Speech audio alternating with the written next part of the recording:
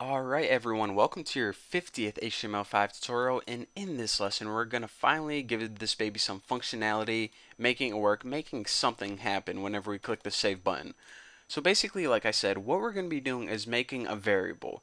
Now every variable has a name and a value. So right now, whenever we click this, nothing happens, but eventually what we're going to be doing is setting this as the variable name and this is the variable's value, and just displaying the information over here to verify that this program does indeed work.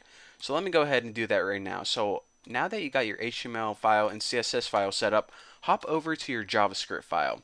Now the first thing that we want to do is a function that happens as soon as the window loads. This kind of kicks off everything. So just go ahead and on your window put add event listener. Now this of course takes three parameters. The first one is load. When do we want this to happen? As soon as the window loads.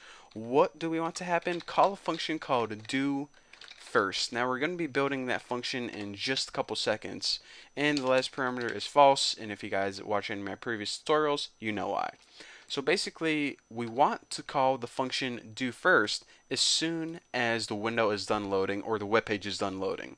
So let me go ahead and build that function right now. Function do first, and this takes a parameter of nothing. In other words, I'm just going to confuse you guys. Don't even listen to me. Just put this tutorial on mute and, just follow along with it. This is probably your best bet. But anyways, the first thing we need to do is we need to reference this button right here. Now we need to reference it because we need to say, okay, whenever they click this button, that's when we want to save the data. So we need to reference that through a variable called button. I'm going to name it button. And how we do that is document get elements by ID.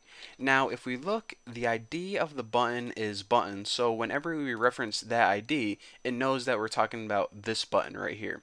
So get element by ID, and the ID of that is button. So now the variable button references this button right here. Simple enough. So now what we want to do is we want to add an event listener to that button, because remember, an event listener is something that sits on an element. In this case, is going to sit on the button and wait until you perform an action to that button. So what action is it going to wait for? It's going to wait till we click that button. Now it says, okay, whenever you click that button, what do you want to do? Well, I just want to call a function called save crap. So it's basically a function that's going to save all the crap. So now let me go ahead, and you're thinking, okay, well, where is that function? Is save crap built into JavaScript? No, they would never build a function that was named something so inappropriate. Only I would do that. So let's go ahead and build that function right now. Function save crap. So basically, whenever they click that button, this function is going to be called. Now remember, like I told you, what we're doing is we're going to be inserting two pieces of data in here. Whenever they click this button, it's going to call a function called save crap. What save crap is going to do is take the value of this, which is right now, I'll put like person in here, and the value of this, which is Bucky, and it's going to save basically a variable called person, and that variable is going to have the value of Bucky. So the first thing we need to do is we need to reference the contents of this. So we already know how to reference this entire element itself by get element by ID, because check it out. I'll say in a second what I'm talking about. 1 equals document get element by ID. Okay, so document get element by ID, and remember, this very first text area, the ID of it was 1. So whenever we try to get element by ID and press 1, it's not going to get the contents of here. What it's going to do is it's going to set this equal to this whole entire thing. But this whole entire thing isn't the variable. Only the contents of it is the variable. So we can't set it equal to document get element by ID 1. We need to set it equal to document get element by ID 1, the value of it. Because the value of basically a text area is the contents inside that area. So basically, whatever we typed into that text box, it's now going to be stored in the variable 1. Simple enough. So basically, now 1 would be equal to the word person. So now we just need to do the exact same thing with another variable. So 2 and 2. And here's another thing.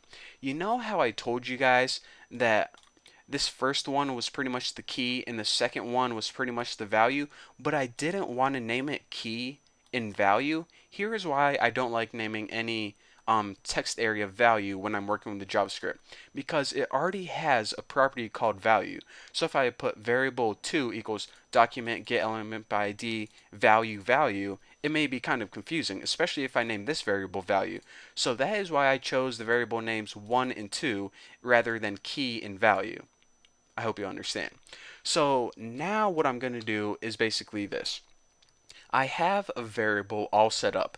This is the name of the variable 1, and this is the value of the variable 2. So how do I actually save it?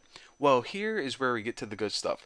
We use something called session storage. Now, session storage is a class that's built in to HTML5. Now, it has a method called setItem.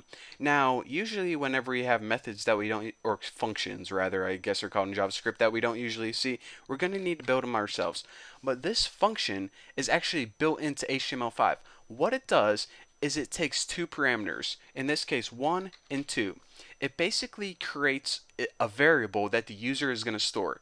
Now, the key of that variable is person, and the value of that variable is Bucky.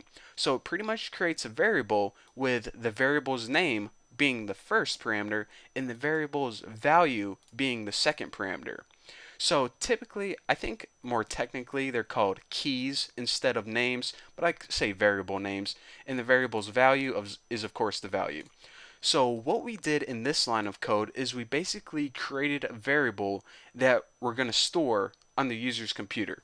So now that we did that, I'm going to call one more function, and that is, should I even do this in this tutorial? I think I'm going to save it to the next tutorial, because I got one more function and one more line of code to go in this, but whenever I explain it, I want to explain it thoroughly, and I don't want to run out of time or bore you guys.